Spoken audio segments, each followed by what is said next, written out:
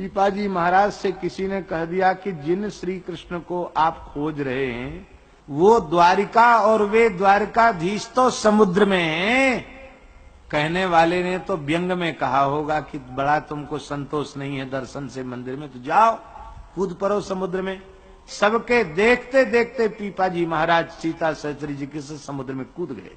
और लोगों ने कहा कि देखो तो सही, किसी जमाने में गागरोनगढ़ का नरेश जो रहा, इन बाबा बैरागियों के चक्कर में फंस के उसकी बुद्धि इतनी मारी गई कि देखो तो सही, इतना भी विचार नहीं कर पाया कि भाई मैं मरूं क्यों। लोगों की दृष्टि में तो वो समाप्त हो गए, उनकी जीवन लीला समाप्त हो गई। लेकिन आप भाव के अनुरूप स्वर्णमयी द्वारिका में पहुंच गए, जहां द्वारिकाधीश प्रभु ने रुक्मिणी जी के सहित स्वयं अगवानी करके स्वागत किया।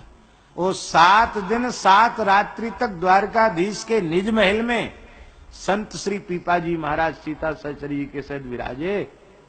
अब ठाकुर जी बोले कि अब आपको जाना पड़ेगा। अरे बोले महाराज, आपने तो गीता जी में कह दिया यहां जाकर जीव लौटता नहीं, वही मेरा परम धाम है। ये आपका परम धाम द्वारिका है, यहां आकर हमको फिर लौट के जाना पड़ेगा।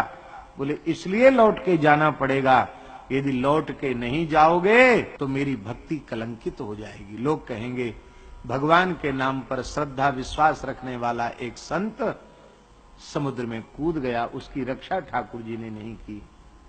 इसलिए मेरी भक्ति की महिमा को उजागर करने के लिए आपको जाना पड़ेगा। और ऐसे नहीं, द्वारिकाधीश जी ने स्वयं श्रृंगार किया अपने भक्त का और शंख चक्र की छाप दी कि जीवों को शंख चक्र प्रदान करके तुम संसार से मुक्त करो। वो स्थली है द्वारिका, आज भी वही द्वारिका है, आज भी वही द्वारिकाधीश है।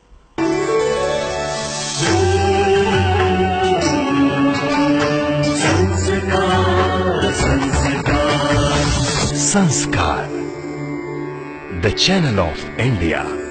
हमारी संस्कृति, हमारी विरासत।